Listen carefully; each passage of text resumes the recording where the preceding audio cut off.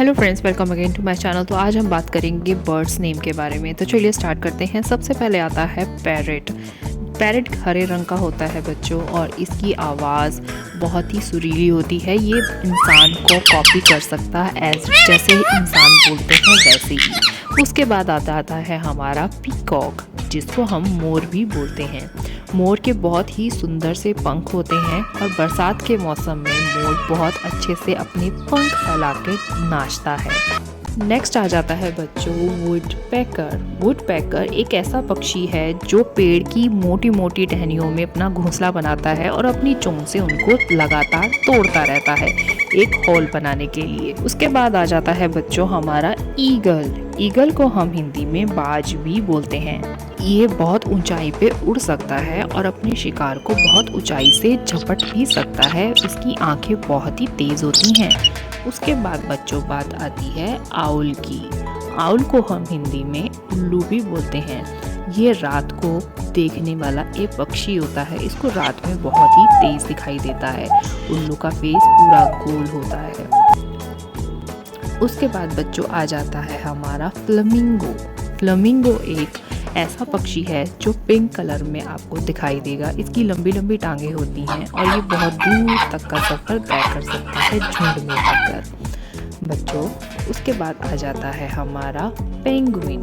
Penguin को हिंदी में भी पेंगुइन ही बोलते हैं, और ये बर्फीली जगह पे रहता है। जहाँ बर्फ होती है ये वहीं पाए जाते हैं। उसके बाद बच्चों आ जाती है हमारी टुकेन पक्षी। टुकेन हिंदी में भी टुकेन बोला जाता है। इस पक्षी की चोंच बहुत ही लंबी होती है और इसकी आवाज़ बहुत दूर तक सुनाई देती है। इतनी सुरीली आवाज़ होती है। उसके बाद बच्चों आ जाता है हमारा स्वैन, जिसको हम हिंदी में हंस भी बोलते हैं। हंस सफ़ेद रंग का होता है। ये पक्षी भी होता है और पानी में खूब अच्छे से तैर भी सकता है। उसके बाद बच्चों आ जाता है किंगफिशर। किंगफिशर को किलकिल्ला भी बोला जाता है। इसकी भी चोंच लंबी होती है। ये अपने शिकार को पानी के नीचे से भी दबोच लेता है। उससे पहले चैनल पे न्यू हो तो सब्सक्राइब कर दो। हमारी ऑस्ट्रिच।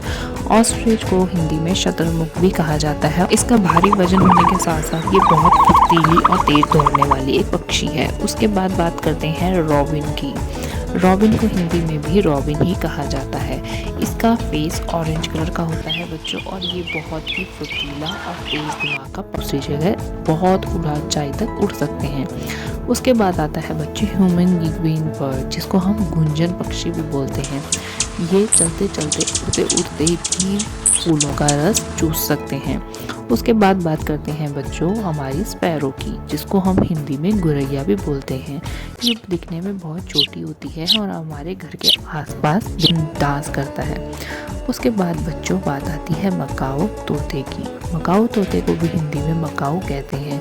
ये 4 से 5 फुट तक लंबा हो सकता है। इसकी पूंछ बहुत लंबी होती है बच्चों। उसके बाद बात करते हैं क्रो की, जिसको कौवा भी बोला जाता है। कौवा आमतौर पर हमारे घर के आसपास ही देखने को मिल जाता है और काले रंग में होता है बच्चों। उसके बाद बात करते हैं बैट की, जिसको हम चमगादड़ भी बोलते हैं।